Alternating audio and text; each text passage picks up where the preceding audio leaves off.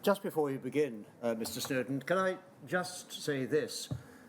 It's been a while since the hearing room here in Aldwych House has been quite so full.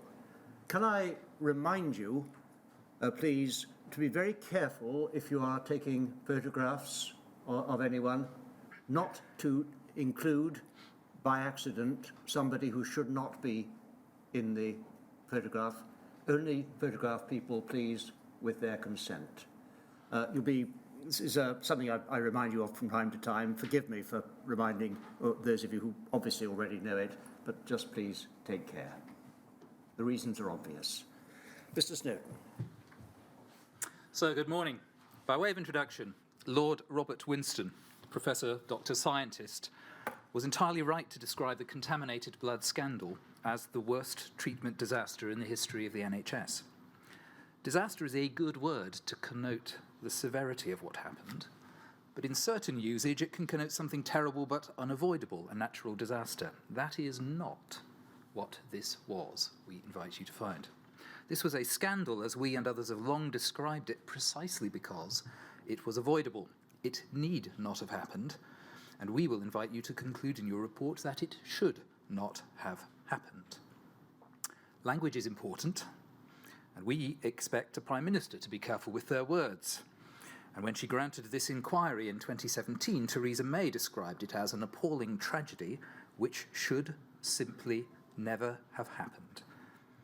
Jeremy Hunt, now Chancellor of the Exchequer, agreed when he gave evidence to you on the 27th of July 2022. Thousands of men, women and children have died or have had the trajectory of their lives unavoidably altered for the worse. Families have been shattered. This was brutal, unacceptable, unforgivable and unnecessary travesty visited upon patients in the grossest breach of medical trust imaginable, with truly devastating consequences.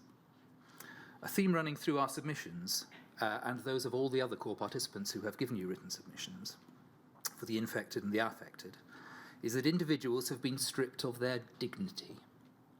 They have been forced to lead lives they did not choose. Our theme is that governments have over the years delayed, denied, and have degraded those who are infected and affected by how they have subsequently been treated. We will invite you to find in your report, as we have done in writing, that all of the concerns expressed by our core participants and others over decades about the blood products and the transfusions they were given and the treatment they received and how they've subsequently been dealt with will be fully borne out. We analyse the totality of our submissions. We reduce to one paragraph, if we may, in this way. We say this preventable catastrophe arose from the combination of pharmaceutical companies' greed and unsafe practices, the skipping of known safety steps for blood products, insufficient regulation, foresight and planning by government, over-enthusiasm on the part of clinicians blinding them to the obvious risks and dangers of large pool blood products, failure on the part of the government and clinicians to recognise the long-standing danger of non-A, non-B hepatitis, hepatitis C as it came to be known, and their failure to respond appropriately and quickly to the new threat of HIV, HTLV3 as it was initially called. And most significantly, failure to apprise the patients, or when they were children, their parents, of the true state of affairs at the time, or own up quickly afterwards. That in a nutshell is our summary. Failing to apprise the patients or their parents of the risks and the options denied them the power to exercise their own informed choice over treatment. It turned them into mere passive recipients of what others wrongly decided was best for them. Those affected and infected have battled for decades to lay bare what we've now heard in the last 4 years of evidence. But we pause at the end of the introduction to ask this: why, in the United Kingdom, in the 21st century, did it have to come to this? Why has the truth had to be squeezed out of government by campaigners through litigation and through public inquiry? Here's an answer. Jeremy Hunt, formerly Secretary of State, now Chancellor of the Exchequer, and we presume, therefore, partly involved in decision-making when you report, sir, had reflected on this before he gave his evidence to you. And he said, honestly, in his oral evidence to you, sir, I am afraid that institutions and the state close ranks around a lie sometimes, and I think that's what happened in this case. For those who weren't here to hear him, we should pause and let that sink in. He thinks the institutions of the state closed ranks around a lie, and that is the conclusion we invite you to draw in your final report. Also at the outset, sir, if I may, a few words about the word liability. I said a moment ago that language matters, and indeed it does. We recognise that in your report you cannot determine civil or criminal liability, but we invite you in careful language to appropriately emphasise what we describe as catastrophic failings, woefully inadequate decision-making by government, and in many cases utterly unacceptable treatment of patients. We say there have been egregious failings of the grossest kind on the part of pharmaceutical companies, civil servants, ministers, and clinicians. You will recall, and we note in passing here, we'll come back to it later if we have time, the unequivocal view of Professor Savage in his contemporaneous expert report that the treatment of at least one of the boys, of one of the witnesses who gave evidence to you, Susan Hallwood, at Old AA Hospital, was, in his words, negligent, negligent, negligent. Without yourself determining negligence, you, sir, have seen and can record in your report how others, such as Professor Savage, described it at the time. While you may be restricted by the Inquiries Act from yourself reaching a conclusion of negligent, that is how we describe it. The inquiry has heard the line peddled by governments for decades that this was all done in accordance with the standards of the time and that patients got the best possible treatment. That cannot possibly be sustained after the evidence you have heard. They did not. So let's go back again to the Prime Minister Theresa May in 2017 for a moment of clarity. She said thousands of patients expected the world-class care our NHS is famous for, but they were failed. And we invite you to express those failings in the strongest terms when you report. So after that introduction, let me pause for a moment and step back before we dive in. You know that with Mr. Cummins and Dr. Burin, instructed by Collins, I represent more than 1,000 of the infected and affected core participants. Our core participants also include campaigning organisations, Factor 8, Families and Friends of Haemophilia Northern Ireland, the Fatherless Generation. And within those individuals are a considerable number who have campaigned tirelessly for decades as part of other groups such as Tainted Blood. And we also represent the vast majority of the surviving pupils and the bereaved families of those who attended the Lord Mayor Treloar School in Hampshire. Now, some of those present, and perhaps more of those watching online, whether the infected and affected or members of the press, may not have watched every day of the live stream. We all know here that a public inquiry is an unusual creature. It is not litigation between two competing parties in front of a judge deciding between them. You, sir, and your team of counsel to the inquiry led by Miss Richards KC have been investigating and continue to investigate, as we receive further documents from you even yesterday. We, by which I mean those core participants we represent, have the role of being able to help, to assist, to offer evidence, to invite you to look at particular issues. You invited us to give you written submissions after the conclusion of the oral evidence. You asked us not simply to regurgitate or recite back to you the evidence you had heard. You asked us to give you our core participants' views on the issues which most concerned them, both on what you should make as findings in your report and what you should make as recommendations, and we've tried to do that. Having seen the very substantial amounts of material produced by all of the core participants, we can see you have received submissions on all of the issues from every perspective. You have several thousand pages of written submissions in total. There may be differences of emphasis and perhaps differences of some detail among the recognised legal representatives who act for the infected and affected. but I discern very little real difference of substance among us. I anticipate that each of those who represent the infected and affected will bring a slightly different perspective to what we say over the course of the next 3 weeks. For today, we won't be repeating everything we've said in writing. We know you've already read it. But like the approach of counsel to the inquiry when delivering presentations, we are fully aware this is a public inquiry and a process by which what is said in public.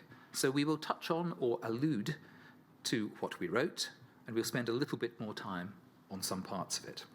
So we're trying to do what we did in writing, only with even more focus, emphasizing and highlighting in this public forum what matters most to our core participants. So our intention today is to, first of all, summarize very briefly what we said in writing, emphasizing key points. To dip in a little more detail into some areas. We can't do them all, but we're confident that you will hear from other representatives over the next 3 weeks on every area that concerns you.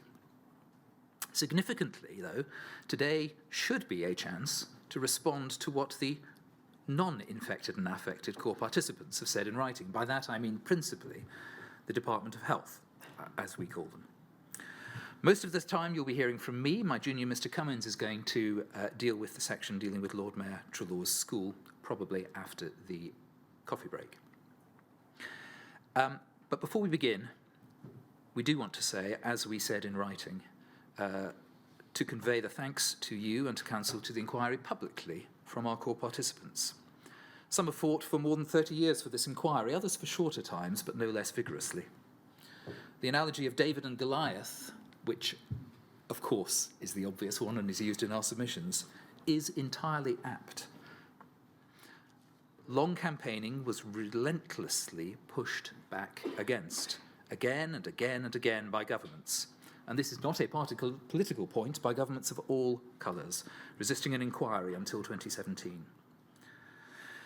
Those campaigning have tried to piece together what some initially believed, and indeed some who gave evidence to you until very recently believed, was simply their own tragic experience. That grew through knowledge of others into an awareness of how widespread this scandal was, with growing outrage, collaboration, and campaigning. Even now, though, attempts to get hold of records, Freedom of Information Act requests and so on, are pushed back. What you, sir, and your team have done, and what my core participants are enormously grateful for, is something like assembling a jigsaw. The better analogy, perhaps, is it is like assembling a jigsaw whose pieces have been scattered through every room of the house. So you have our thanks for that, for what you have done, for what you will do, and more significantly, for how you have done it. Let me tell you, if I may, briefly what we're going to focus on today. I'm going to, in a moment, focus on candor engagement from the government and the government's response. Then I'm going to spend a moment, if I may, on the framework we say wraps around the duty that rests on the government and that underpins its responsibility. Then I'm going to address you, time permitting, or we are going to address you, time permitting, on the topics which we've titled in our written submissions: people, that's the experience of the infected and affected; myths and lies, which is how we have titled those assumptions, those unwritten presuppositions that have grown up over time around this scandal. We're going to talk to you very briefly about the government and clinicians' response, about Trelaw's, and towards the end we'll turn to what highlight aspects of what we suggest you should find as recommendations and to do with compensation. And then we'll end in time for one further core participant to give his submissions this afternoon. Now, some parts we won't repeat in any detail today, so if you will forgive me, I am merely going to, largely for the purpose of conveying them publicly, emphasise some aspects of what we have said in writing but won't delve deeply into. First of all, the HIV litigation. We, the broad point is, invite you to find the government's approach was wrong. You can take comfort in so finding because of the highly unusual intervention of the trial judge, Sir Harry Ognall, into the litigation, and the way in which Lord Justice Ralph Gibson expressed his comments in the Court of Appeal in September 1990. So Harry Ognall said this: "A government which takes upon itself the role of a public provider of medical advice and clinical services is in a very different position to any commercial organisation. It's clearly arguable that their duty to innocent citizens who suffer injury under the aegis of such treatment has a moral dimension to it, which should distinguish their assessment of their position from the criteria to be adopted by defendants of a corporate character. Governments owe a duty wider than to shareholders or insurers. It should mean the public may be entitled to expect from government an appraisal of their position which is not confined solely to legal principles to be found in the law of negligence." And in the Court of Appeal law, Justice Ralph Gibson said this: "It appears to be not in dispute that there was, in fact, a failure to protect plaintiffs from the dangers of using blood products, whether imported or supplied in this country, which were infected." So the broad point, we say, is that those plaintiffs as they were then, claimants as they would be now, should never have been made to litigate. We're not going to invite you, and we don't invite you to go through the merits or the demerits of the litigation. That will be no part of your report, I'm sure. But as a matter of principle, of approach, and of the government's attitude, we invite you to conclude that it was wrong, inappropriate, as Mr. Justice Ognall indicated. We note, and note in passing, sir, what now Sir Rupert Jackson, then Rupert Jackson QC, said in his witness statement before you. He said, "It is unfortunate that the government of the day did not face up to its moral responsibility in the same way the present government has." He said, "We wait with bated breath to see whether that will be borne out." Moving from the HIV litigation to self-sufficiency, again, in the briefest of summaries, as sir, I hope you understand, so that we can then focus on more significant points, not more significant points, other points in more detail in due course. What should self-sufficiency have been? We say it's very obvious from the evidence you heard that through the 70s and 80s there was a drive to provide as much factor concentrate as possible, in part due to the business and the marketing efforts of pharmaceutical companies, which stood to make substantial profits from their sale. In part it was due to clinicians, whose enthusiasm for being able to deliver what they believed were transformational products seemed to have blinded them to the risks of those products.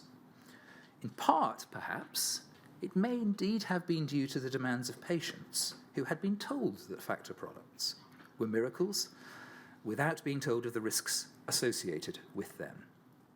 Whatever the reason for which it occurred, it was felt that this perceived level of need, which the inquiry knows was reported by UK HCDO clinicians to be rising year on year from the late 70s through the 80s. It was felt that that was legitimate, desirable, unstoppable, and had to be met, whether by domestic production or importing commercial products. Our broad point on self-sufficiency, which, sir, you've seen developed in writing, is that that is an example of the tail wagging the dog. We propose a counterfactual scenario in which the clinicians and government ought to have appreciated that all pooled factor concentrate carried a significantly higher risk of harm through viral infection than single donor cryoprecipitate. They ought to have appreciated that commercial products made in the United States carried a very significantly higher risk of harm than smaller pool UK factor concentrates because of the nature of the donors, the source of the donors, the pool sizes. These were all inherent features in the commercialization of blood and the sale of, and the scale of the manufacturing processes adopted in the US to maximize yield and profit.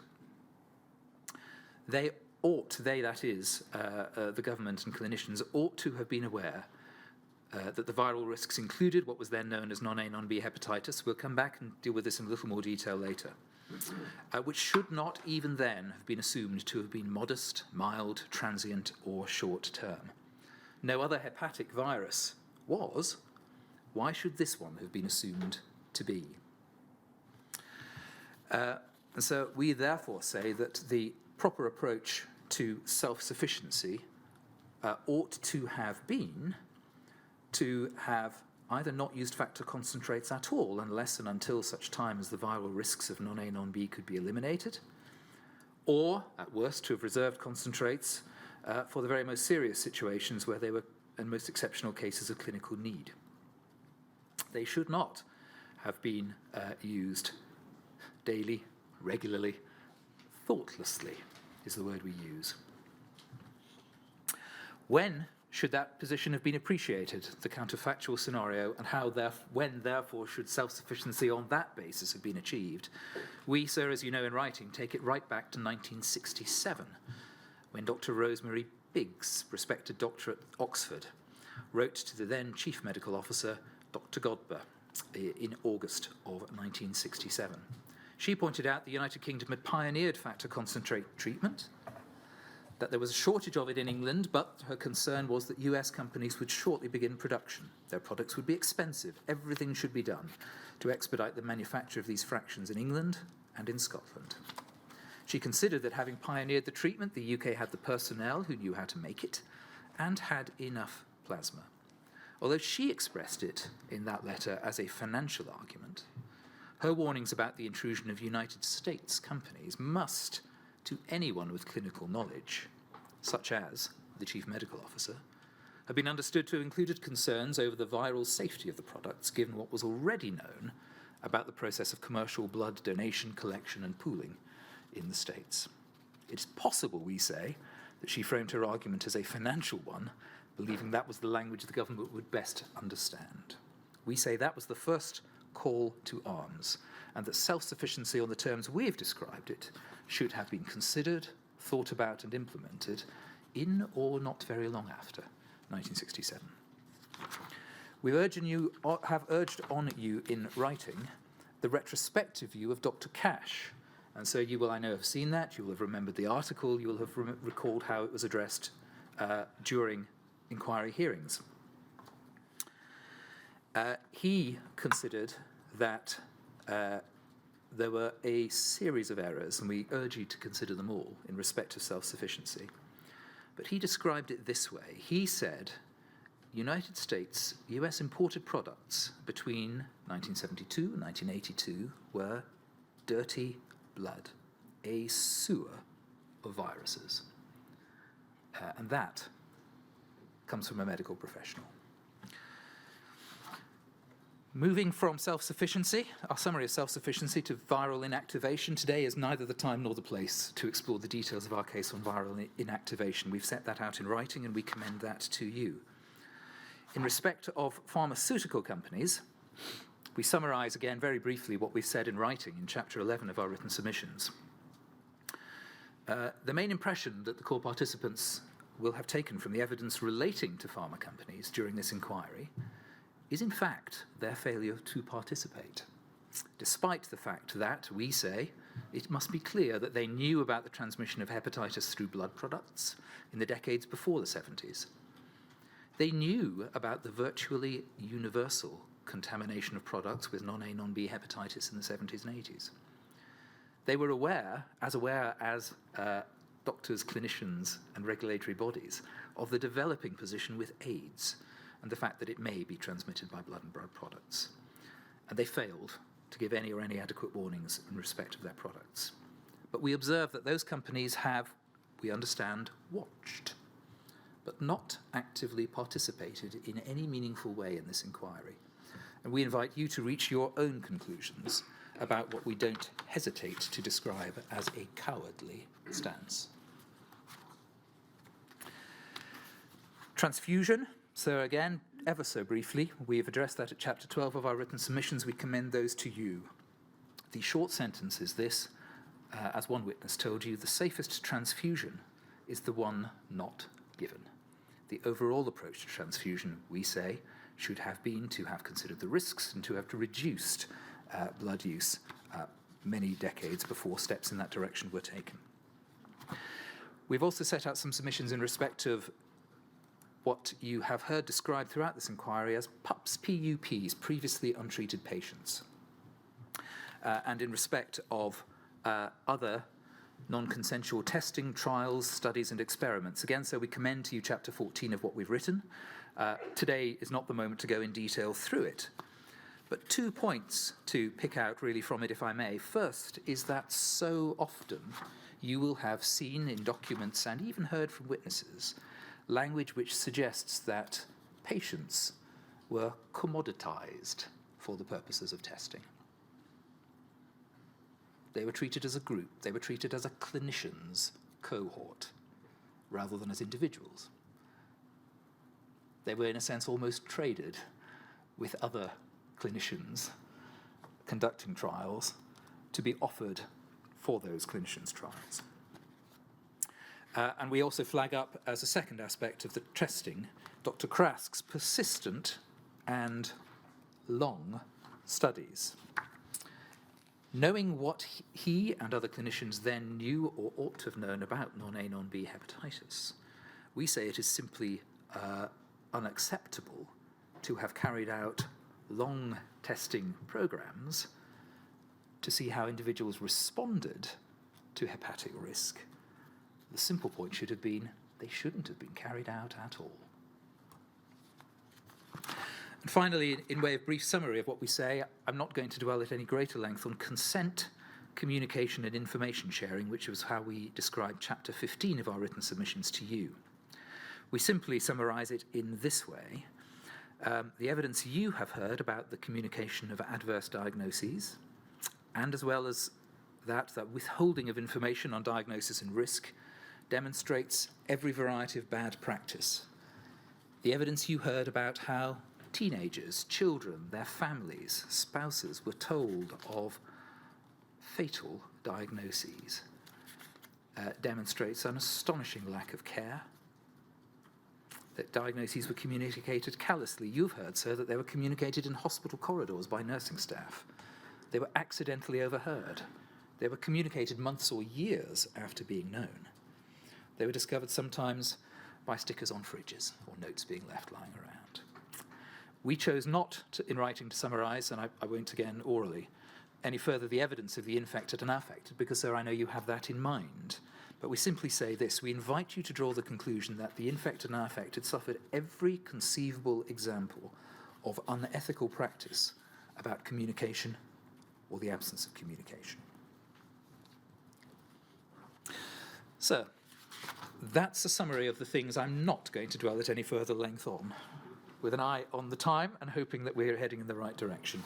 What I'd like you to do, if I may, is take you back to the preliminary hearing under the rubric of candor and engagement from the government.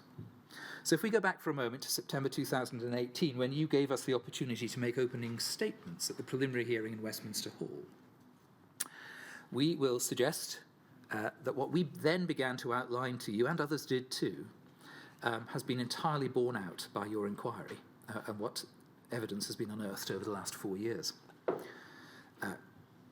We suggested that the complete trust placed by men, women and children in their clinicians and in the state had been broken, in that they were without consent given products and blood, the risks of which were not explained. They were given no alternatives, no choices. That, we say, has been borne out by the evidence you heard. We suggested to you then, even on the dearth of evidence we had, that they'd been subjected to clinical tests and trials without proper consent or proper knowledge, and that again is borne out by the evidence you've heard, and we invite you to so to find.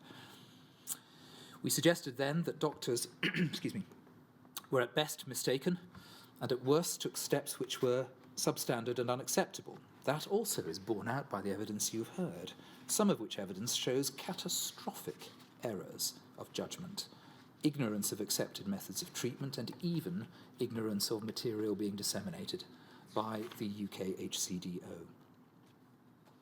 We suggested to you then that the government response was disingenuous and inadequate, and again we submit that that's borne out by the evidence you've heard. You have seen, and we'll come back later this morning to deal with, inconsistencies in the ways in which civil servants dealt with information, their communication with ministers. You've seen how assessments of clinical risk and danger, most acutely in relation to the risks attendant on HIV, were either unintentionally or intentionally misexpressed, so that an impression of far lower risk was conveyed than was really warranted. And we suggested then that politicians responsible for health took wrong decisions in conjunction with their civil servants and have since been covering up. And again, we suggest that's borne out by the evidence you've heard. I chose to address you at the preliminary hearing on what I then called the narrative of necessity, and I suggested you should look at it with real scepticism, and that is the account which has developed that factor concentrates were a wonder product which simply had to be developed and deployed, that they were life-saving, that haemophiliacs would have died without them, whereas we suggest then, and we suggest now, that they are not truly needed at all, still less when compared with the risks they carried. And we said then, and we continue to say, and I'll develop later this morning, that the existing treatment of precipitate was significantly safer. And again, we suggested the shift from single blood donors to buying commercial factor concentrates brought with it entirely foreseeable and hugely increased risks of viral transmission and infection. And that the consequences of those viruses were appreciated in the 1970s and before. And we'll come back again to that later today. But let's turn, if we may, to what I said at the preliminary hearing about candor and engagement. Lawrence, I wonder if we could have COLL 5025, please, and page 3. So you'll recall we took you to the report of the Right Reverend James Jones, the former Bishop of Liverpool, into the experiences of the families who had been involved in the Hillsborough disaster. And we suggest that his conclusions are all the more resonant today, having heard the evidence from the infected and affected, which you've heard over the last 4 years. May we look at page 7, please?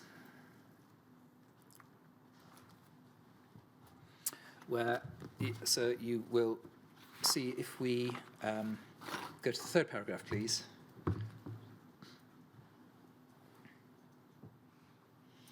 He said this, and so this touches first of all on candor, but secondly on how you yourself will in due course express your report and your conclusions. He said this, in this report I don't pretend to speak for the families, but I have listened to what they've said to me. I urge you, the Prime Minister and Home Secretary to whom he's writing, to help ensure those responsible for our national institutions listen to what the experience of the Hillsborough families say about how they should conduct themselves when faced with families bereaved by public tragedy. The situation is clearly analogous to that which we are in today. Could we turn over, please, to the bottom of page 8, the penultimate paragraph. The Hillsborough families, he said, are not the only ones who have suffered from what he called the patronising disposition of unaccountable power, a term which resonates with the experience of the core participants in your inquiry. He said there, the families know that there are others who found that when in all innocence and with good conscience they've asked questions of those in authority on behalf of those they love, the institution has closed ranks, refused to disclose information, used public money to defend its interests, and acted in a way that was both intimidating and oppressive. And again, sir, we say that clearly resonates with the experience of our core participants here.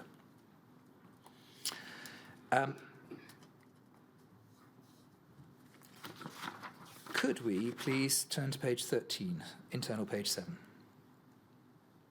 So you'll recall that in the preliminary hearing, I took you to this, which is what he proposed as a charter for families bereaved through public tragedy. And we laid down the challenge to government bodies to comply with that in your inquiry. They said they would, and we are entitled, therefore, to scrutinise whether they have done and do.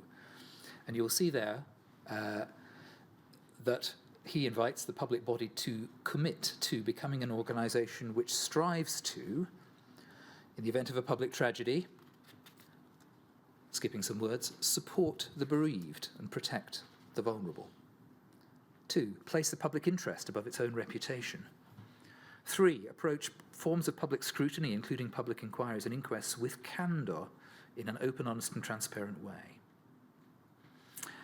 And 6, if we jump right down to there, recognise that we are accountable and open to challenge. We will ensure that processes are in place to allow the public to hold us to account for the work we do and the way in which we do it. So at the outset, sir, I'm going to look at the government response first at what they've done during this inquiry and what the government has said in Parliament and elsewhere, and done or not done in respect of the recommendations of Sir Robert Francis as to a compensation framework. And secondly, what they've said in their submissions now. I'll deal with the first more briefly, perhaps, than I intended. How government has acted so far. We say that candour is not simply giving up and surrendering documents or providing witnesses. We say that it is being fair, open-minded and treating the core participants in this inquiry with respect, and that has not been done. Sir Robert Francis, as you know, was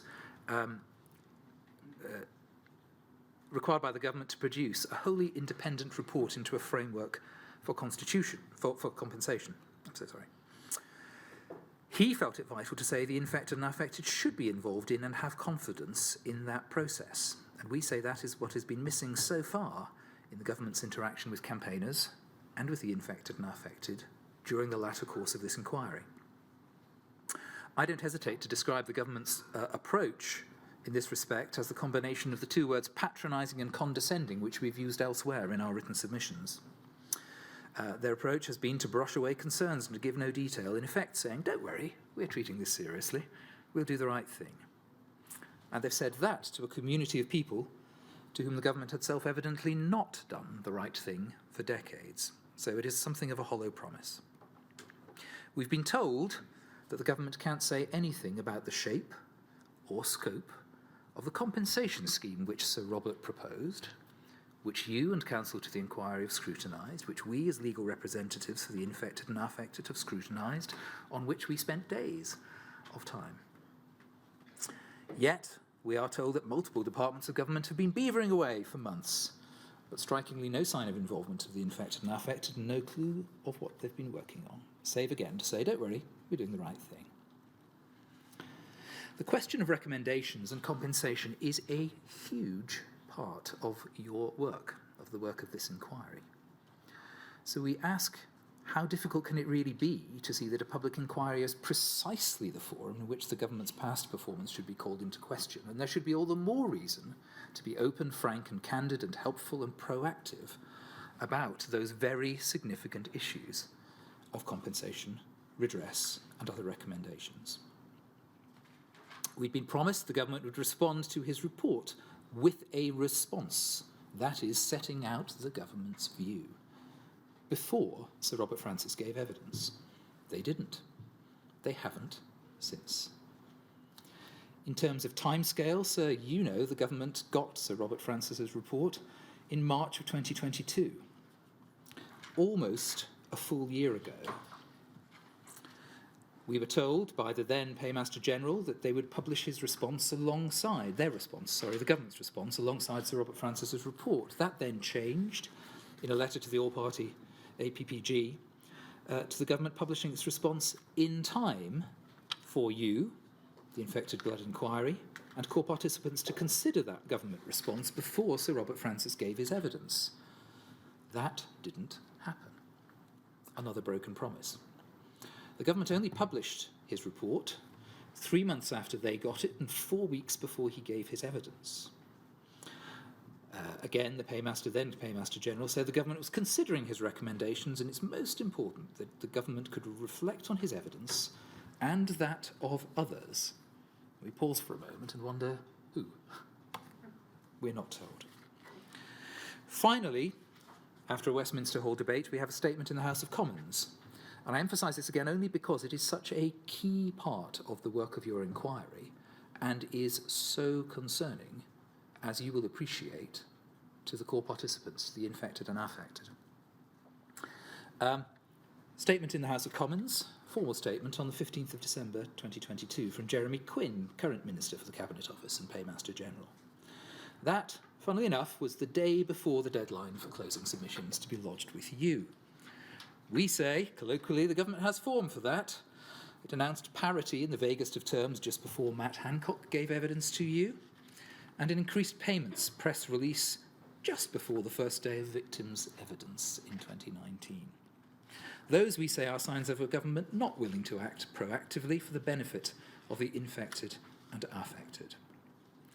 What do we know from December and the House of Commons? We know precious little, actually.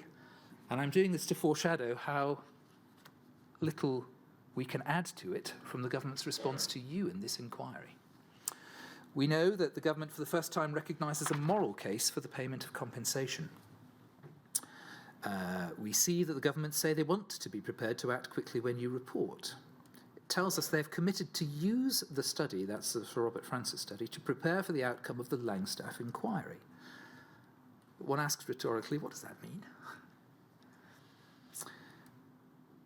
Sir Robert's report is detailed but not complete. It's a framework. It's not the finished article. So where, we ask, is the difficulty in saying in principle whether it is accepted in full or in part, or which bits, or which aspects, or which heads of loss, or even at the basic level, Sir Robert's proposed uprating and harmonisation of annual payments. It's not clear, still, whether the government proposes to include, or would commit to including, parents who've lost children or children who lost parents within the scheme. We simply cannot explain why we are in the dark. They've made interim payments, but one asks again rhetorically, interim to what? They haven't told us what comes next. The only impression we say that can be taken is they don't want their views on compensation, most of which must surely be formed by now, to be subject to scrutiny, question and analysis in as public a forum as this inquiry. Is that good faith? Is that candor?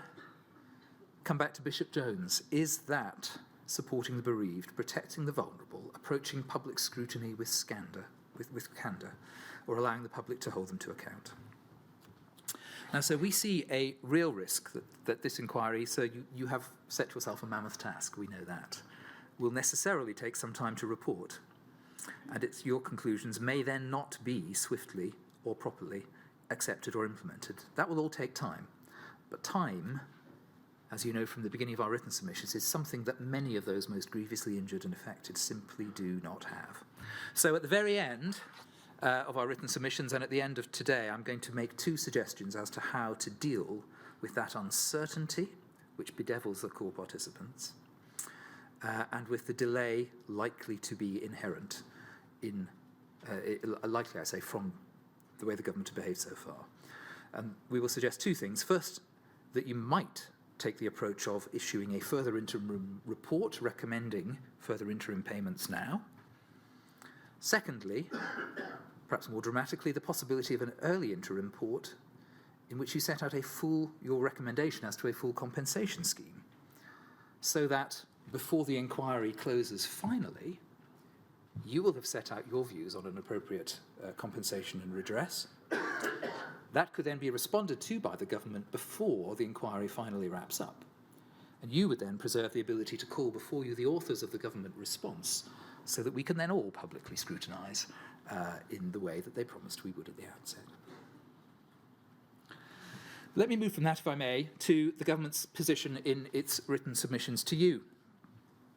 That discussion of candour and openness leads directly to this topic. First of all, we describe it as sitting on the fence, or more colloquially, having their cake and eating it. Sitting on the fence is committing to neither option. Having your cake and eating it is enjoying both. The blood transfusion services have given you a detailed response, throughout parts of which they accept they could have done this sooner or that later. They could have done this in a different way they may not have done.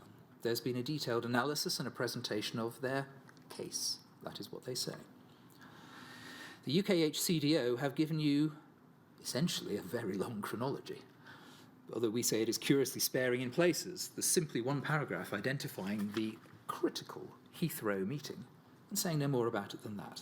And they offer no help to you on conclusions. But our most significant issue is with the response of the Department of Health and the government.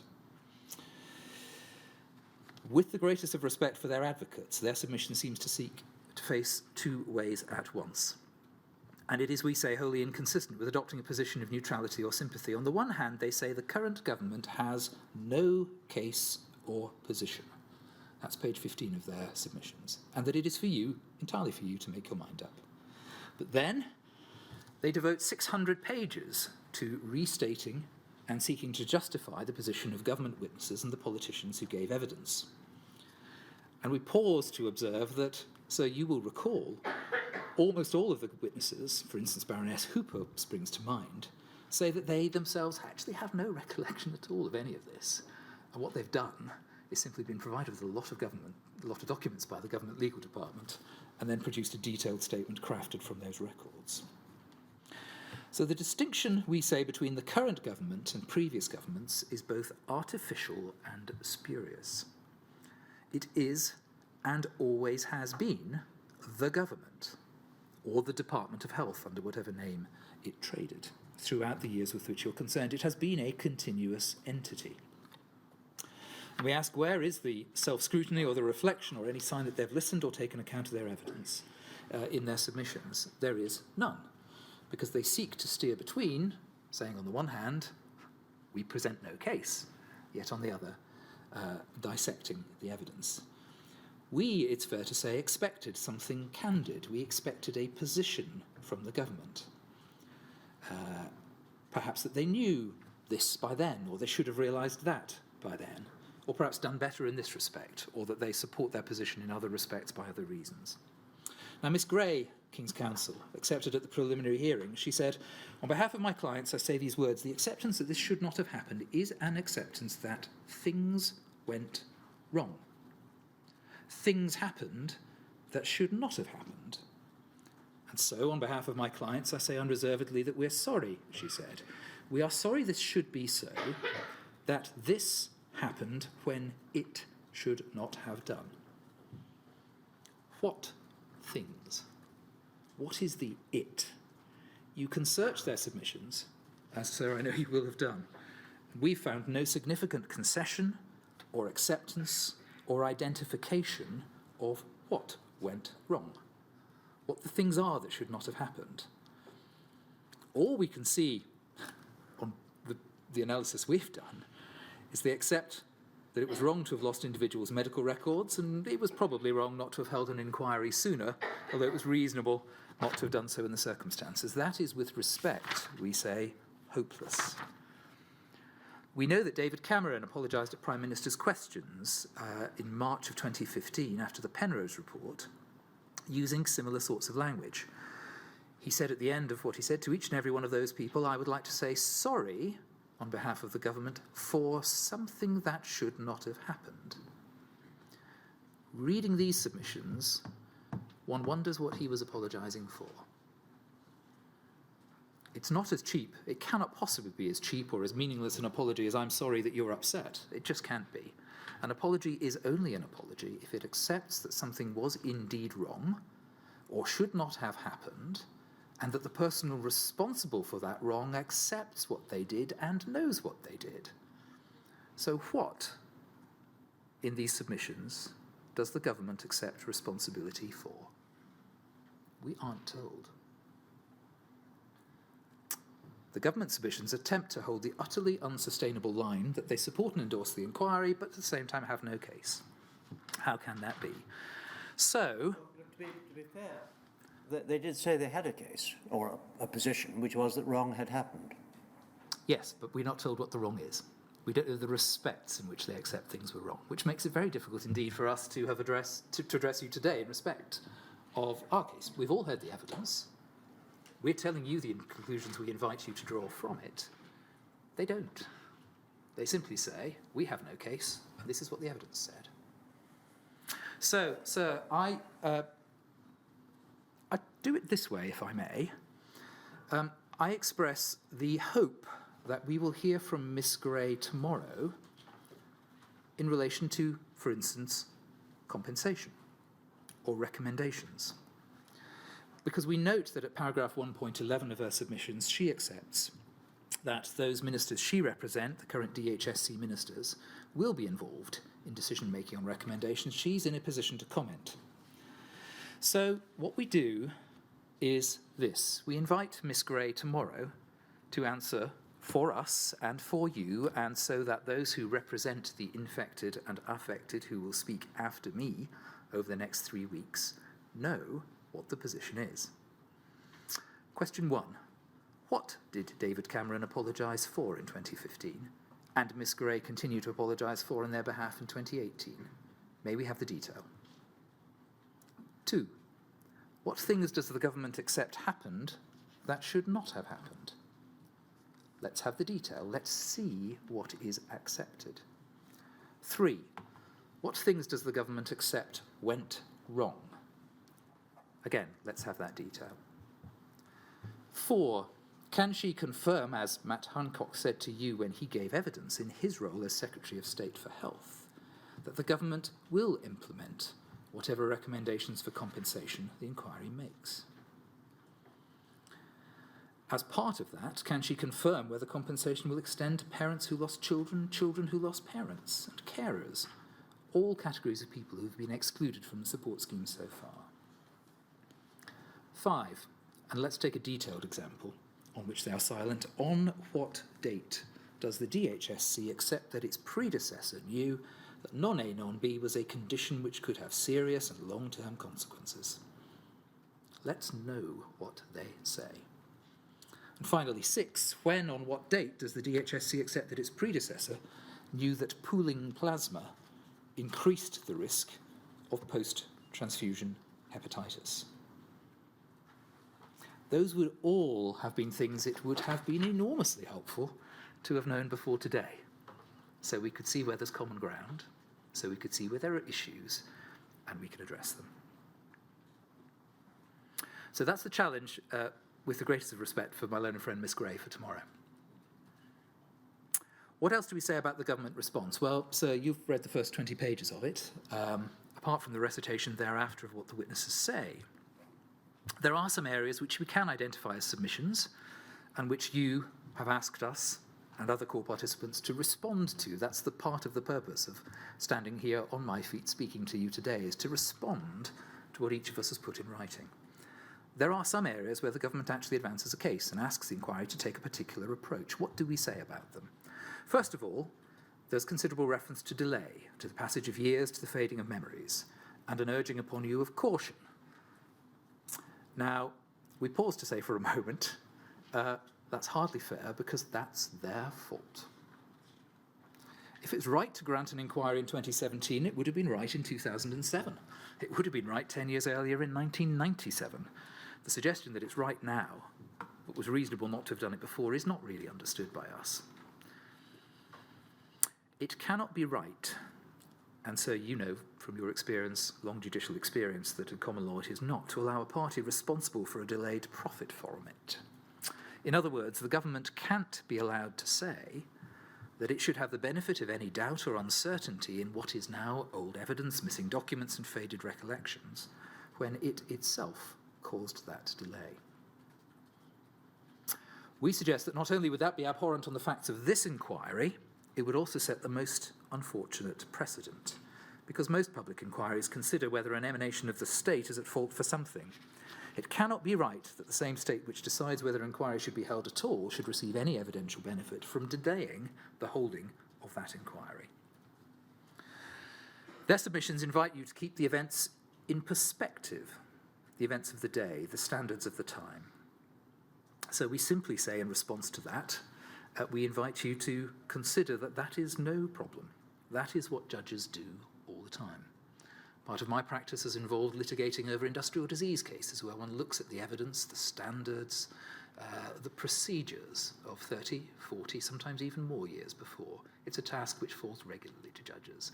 You're no stranger to it, and so we're confident that you will do it well. So that's the short response to that encouragement from the Department of Health. Finally, they urge upon you by reference to a case called Guestman, and now is not the time or the place again for legal analysis of propositions of law. But they urge upon you to consider the passage of time on recollection and accuracy. In a sense, as I understand their submission, it is to be more lenient on their witnesses who had no particular recollection or told you they had no recollection of certain issues. Now, with the greatest of respect, again, we say the analysis of that case is mistaken in that it cannot be elevated to some binding principle circumscribing how you should approach the evidence. Sir, there are more than I will mention, but a number of recent authorities providing a riposte to the overplaying, as we say it is, of the Guestman case. Most significantly, it's a case called Solicitors Regulation Authority against Day, a case from 2018, where Lord Justice Davis says, Guestman, helpful though it is in providing guidance, does not demand rigid and unqualified acceptance by the court of the literal meaning of a word in a contemporaneous document if a true analysis of the circumstances in which it was used including where it appears and so on, suggests it was the wrong word to use. So there's no principle, there's no rigid principle that you must approach evidence in a particular way. And similarly, Lord Justice Floyd in a case called Cogan and Martin. Guestmin is not to be taken as laying down any general principle for the assessment of evidence. It is one of a line of distinguished judicial observations which emphasise the fallibility of human memory and the need to assess witness evidence in its proper place alongside contemporaneous documentary evidence and evidence upon which undoubted or probable reliance can be placed. Earlier statements of this kind are discussed by Lord Bingham in his well-known essay, The Judge as Juror. And I'll take you no further than that. But, sir, insofar as there's a submission to respond to, that's our response to it. You're not bound to do anything other than the normal job of a judge, to see things in their context, to assess all the evidence in its proper surroundings. So that's all that I intend to say about the government's response. What I'm going to do is to move very briefly, I hope, let me check our timing, yes. We'll move very briefly, very briefly, to consider the framework for a moral duty, or a duty on the government. So you've seen how we set this out in our written submissions. Former minister after former minister gave evidence before you, and there was an acceptance that the government owed and had breached a moral duty. For instance, Matt Hancock on the 21st of May 2021.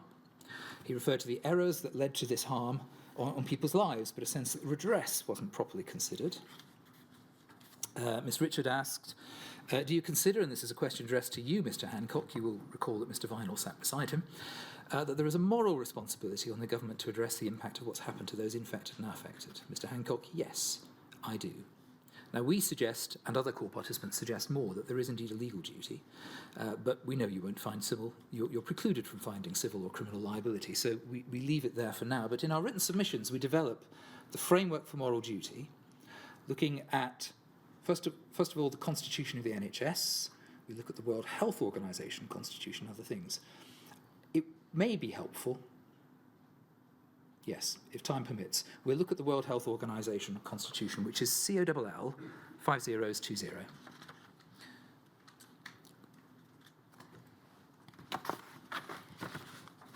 And if we start, so I put it on the screen, and I'll take us only to a couple of pages because it hasn't been touched upon by the inquiry before, and insofar as ministers accepted responsibility, I think it's important for us to see where that acceptance may stem from.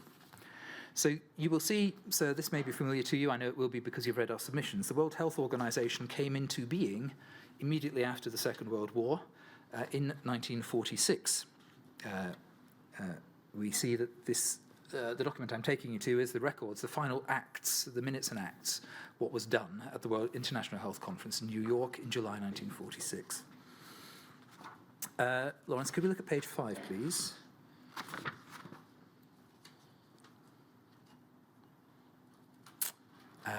And top left, please. So you'll see the 6 lines down, the conference, recognising the vital importance of health as a factor in the promotion of conditions of stability. You'll remember this is just after the Second World War. Conditions of stability and well-being for the nations of the world included health among the fields of cooperative endeavour which the United Nations should concern itself. And if we can then, we'll skip through some of the rest, but if we will look, if we may, please, Lawrence, at page 100.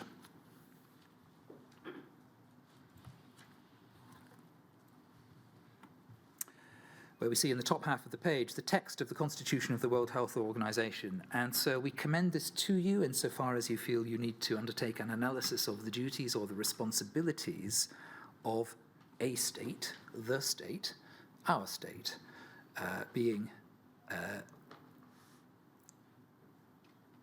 developed and being rolled out through clinical and governmental services. So you'll see there, health is a state of complete physical, mental, and social well-being, not merely the absence of disease or infirmity.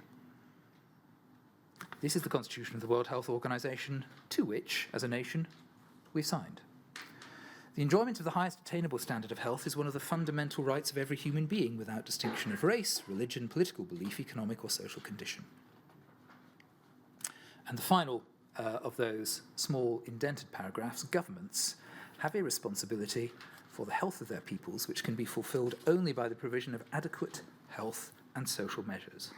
So that's our starting point. On the international stage, there is a responsibility on the government to secure the complete physical, mental, and social well-being, not merely the absence of disease or infirmity. Maybe look, please, at maybe move to COLL 5021.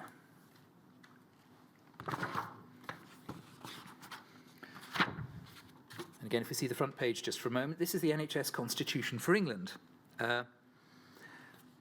Simply touching on and developing, if I may, what we say in our written submissions, there is a constitution. It's been revised periodically. It will continue, no doubt, to be revised periodically. But insofar as there is a constitution, we say it represents and must represent what always has been understood to be the role of the NHS and its duties in the broader sense. It also, this constitution refers not only to duties and rights, but pledges, which it recognises go above and beyond legal rights. So what I hope I'm illustrating or laying out for your consideration is a structure by which, as a nation, we've taken responsibility for procuring these aspects of our citizens' health and well-being, and then, on a closer level, within the NHS. If we look at page 3, please.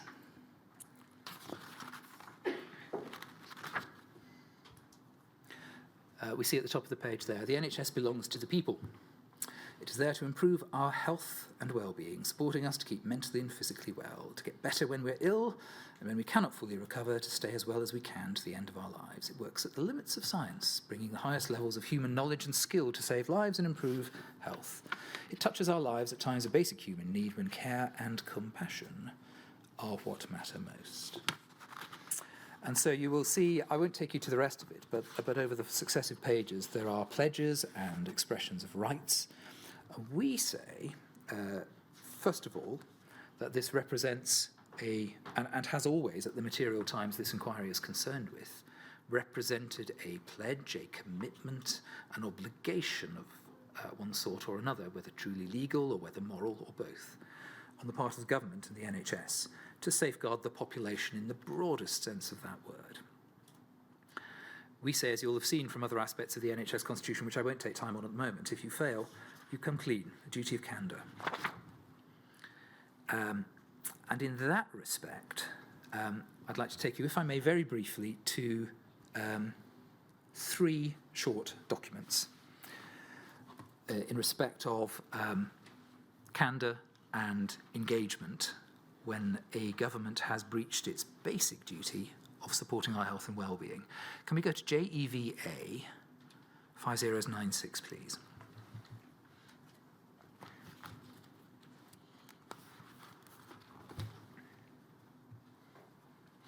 This is a note, so you will see from the bottom of the page, 26th of September 1985, written by someone in the Department of Health, notes about a diary meeting. Middle paragraph. My own feeling on this is the Prime Minister should steer clear of AIDS, even when it's a question of opening laboratories to help innocent victims. I think this is something for Norman Fowler. If she's going to do a medical visit, I'd prefer to suggest opening a hospital or a home for children with incurable diseases, etc. Furthermore, I don't think we could entertain the idea of a visit to Elstree, where the lab is, and we all know what they're talking about there, without combining it with something else. So, sir, what we have here is at a stage at which, a critical stage after AIDS has become apparent, we have a reluctance to be involved in scrutiny or to engage openly or to be seen to be associated with things which might be considered to have gone wrong. Can we have, please, DHSC 30 3961 _ 011?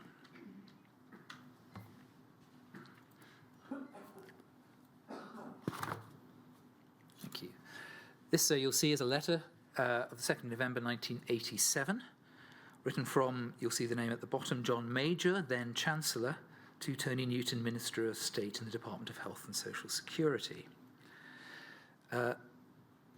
This relates, so you've seen this in the course of the evidence that you've received in this inquiry, but it relates to the suggestion that the Minister should meet with campaigners from the Haemophilia Society in 1987. And so again, you'll see there the penultimate paragraph. I therefore suggest that you and John Moore should listen only at this stage. The most you should say is that you'll consider the points made by the Society with no implication that the government will take action. So that's not engaging, that's not accepting responsibility, that's not engaging with candor. And finally on this topic, maybe look at COLL 5023, please.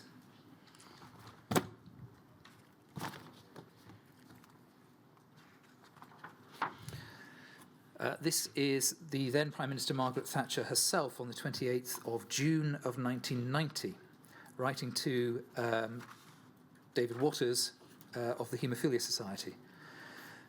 And this is perhaps one of the first occasions on which a request for an inquiry was rebuffed. Thank you for your letter of the 1st of June asking for a special inquiry into the haemophiliac claim for compensation.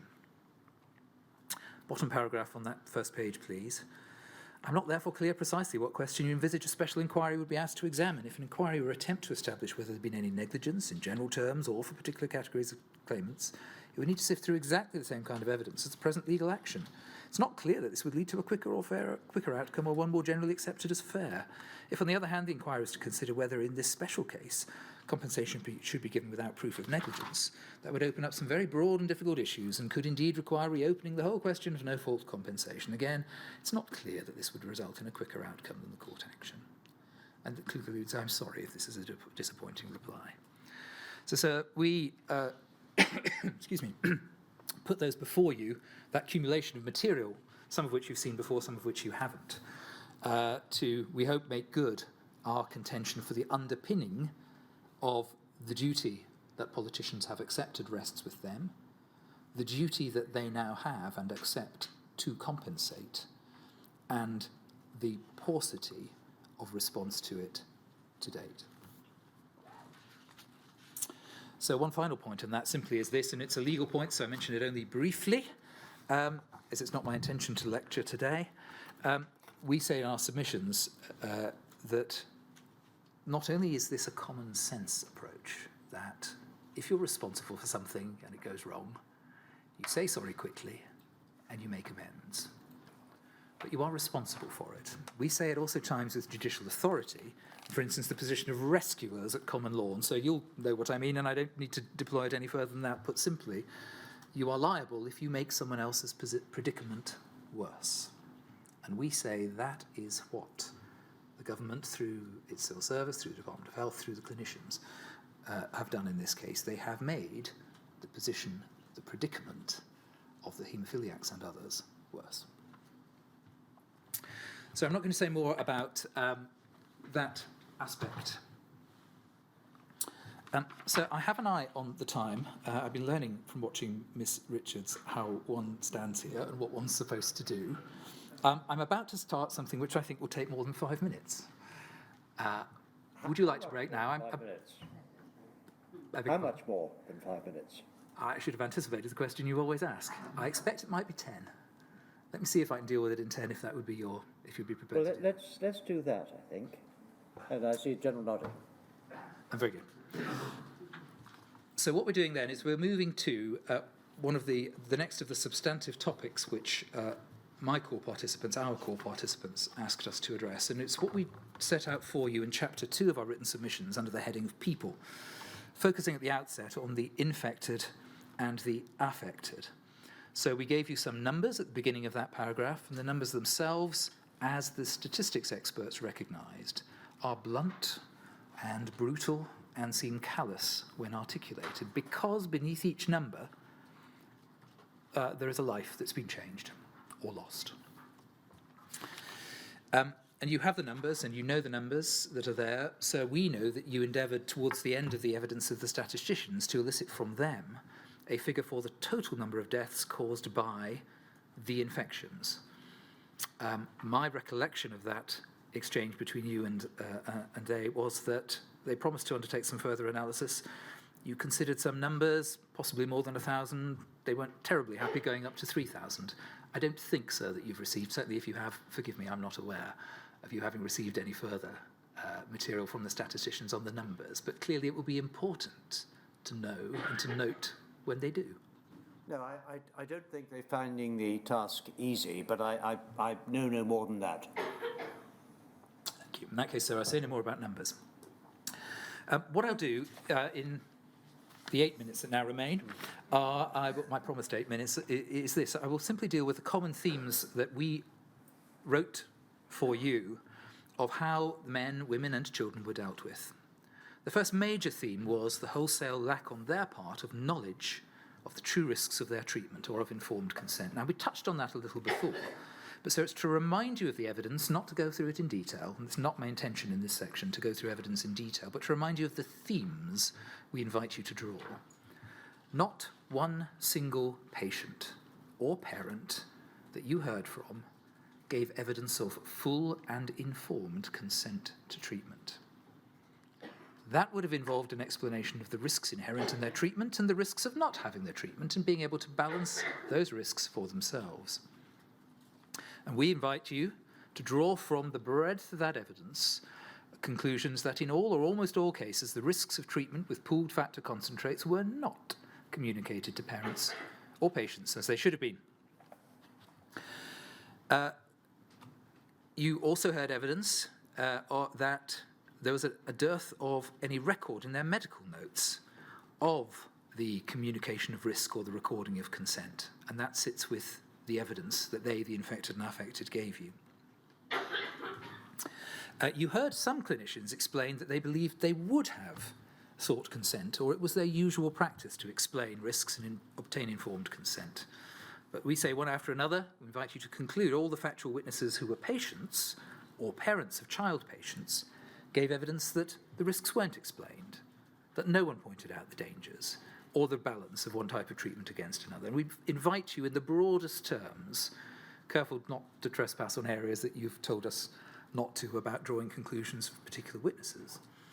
But in the broadest of terms, we invite you to prefer the evidence of the parents and the patients, particularly because many of them subsequently, when they watched television programs or heard things on the radio or read things in the newspapers, gave you evidence that at that point, they went and asked the clinicians what was happening. And at that point, they say they were knocked back and told nothing to worry about.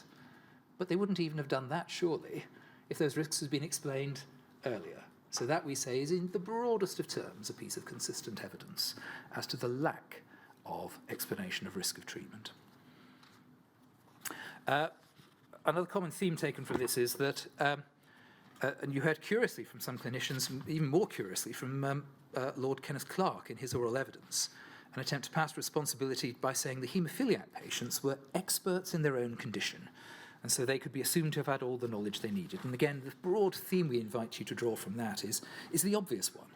They may well have known about their haemophilia. What they didn't know were the risks of new, novel, unusual treatments if they weren't explained to them. That aspect they had no knowledge of at all. Secondly, we invite you on the broad themes to draw the conclusion that those with bleeding disorders were a trusting community of patients whose trust, we say regretfully, was abused. Of course, initially there were close bonds with and considerable respect for and trust in their treating clinicians. Some of those still endure, of course. And in part, we've said, and I've seen that others have in their written submissions invited you to draw out the broad theme from that is, at least in part, because of the hereditary nature of the disorders, the fact that previous generations of their families had grown up with familiarity with the medical environment, familiarity with medical treatment, in regular contact with and reliance on medical professionals. So there's a whole association that goes with the diagnosis of a bleeding disorder. In part, it's because almost those who were diagnosed with bleeding disorders would have been diagnosed as children, so would have grown up familiar with being in a medical environment and trusting their clinicians. And also because this was not a single event illness, is how I've described it in writing. It's not like breaking your leg. It's not like suffering a heart attack. this is a condition that leads to a lifelong relationship between patient and clinician. And that also engendered the trust and the familiarity. So we invite you to find that they were a trusting and reliant community of patients. Some witnesses described it indeed as being like part of the family. The third aspect we invite you to draw broadly from the evidence is one I've entitled paternalism. And again, it explains itself, I hope, and so you've read it in writing. You heard repeated evidence from the infected and affected of patients and their families being treated in an unacceptably paternalistic manner, even by the standards of the 70s and 80s, by their clinicians. The concept that doctor knows best, doctor doesn't need to explain, more or less, just do as you're told. And we say that is most starkly illustrated by the approach at Lord Mayor School, which is going to be considered later this morning. Another aspect we invite you to draw is what I've called condescension. And within this, we group the infected and affected being badly let down by the design and the operation of the MFT and all the other Alliance House schemes, which are set up as charities with limited resources and an understanding that they had to preserve their budgets and their funding. They were in general terms, and again, I'm conscious of your encouragement to draw out general threads rather than specific witness evidence. In general terms, they were condescending towards, disparaging and sceptical of applicants, rather than generous. Applicants were left to discover for themselves what might be applied for, rather than they being sought out and found and approached by any of those trusts or schemes. Decision-making processes, rights of appeal, all opaque. They were not generous, sufficiently generous, in support of those upon whom it had been intended they should confer benefit. Now, you heard evidence of dying children not being allowed to have the cost of a toy. We'll tell you if you need double glazing. Taking stair lifts away days after somebody had died. Investigating what their partners earned. All demeaning and condescending. And we invite you to draw that out as a theme of how the infected and affected were treated. We develop it more in writing, sir, and you know that. The fifth theme to draw is one of stigma. Now, again, we could take hours talking about this, and we won't, because we all know what we mean. You have heard truly awful, graphic accounts of patterns of stigma and abuse and misunderstanding and isolation forced on those who were infected and their families, in part by ignorance, perhaps in part by fear, in part stoked by societal attitudes of the time or the media. You've heard descriptions of violence and abuse, of families having to move to escape being known, of children being insulted at school, of infected individuals feeling driven to a life of isolation and solitude, not even telling their close relatives, of parents feeling they must tell their friends their child has cancer rather than HIV. And it's a very, very, as you know, considerable aspect of their treatment. We invite you to make clear and strong findings about it. Very briefly, as I've now got 2 minutes of my promised 10 left, if you'll indulge me, I'll have the advocates extra 1 minute, and I hope we'll be done. Other aspects of the... Remember we used 3 Ds at the beginning, the third of which was degrading treatment. The broad theme of the evidence of the infected and affected people is of falling under suspicion and repeatedly having to explain themselves, DSS fraud investigations, those sorts of things, which are, in the context, truly extraordinary because the funds which are being investigated by one government body are being provided by another government body. It makes no sense. It should not have happened. The next few themes I can take swiftly because we've discussed them to an extent already. The theme of testing. Repeated evidence of patients being tested without knowledge or consent. Blood being stored without consent for later testing. We invite you to find this was an almost universal practice. 8th theme, inappropriate communication of diagnoses. Now again, we've touched on that already and there's probably little more to say about it. Save that, even more brutally than being told a diagnosis, or being told that the diagnosis was not as bad as might be feared, when your friends and your school friends have received worse diagnoses, you're told you're lucky. That can't be right. And you've heard that from more than one witness. So the wholly inappropriate communication of diagnoses. The 9th theme is one of isolation and obstruction. And again, so that harks back to the David and Goliath analogy, pressing for public inquiries, campaigning and campaigning and campaigning and campaigning. The 10th theme is one of being misled and fobbed off, I've put in my written submissions. I don't think I'd ever have done that in writing in front of a court, but I hope so you'll forgive me for using that expression. You know what I mean.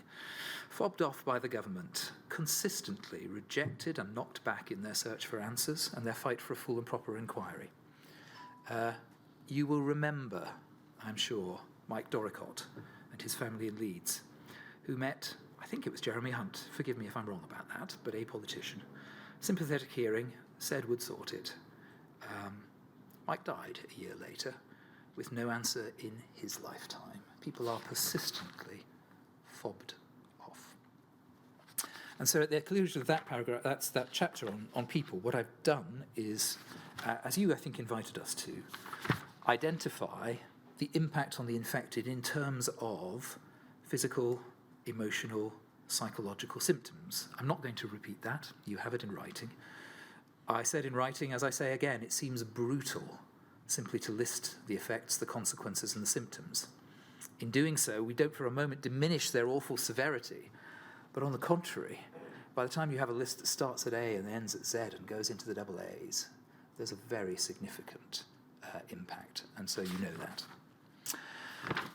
That, I think, brings me to the end of that section. I'm sorry, I have indeed, as feared, overrun my 10 minutes by 2, but if now's a convenient moment. Entirely acceptable. Great.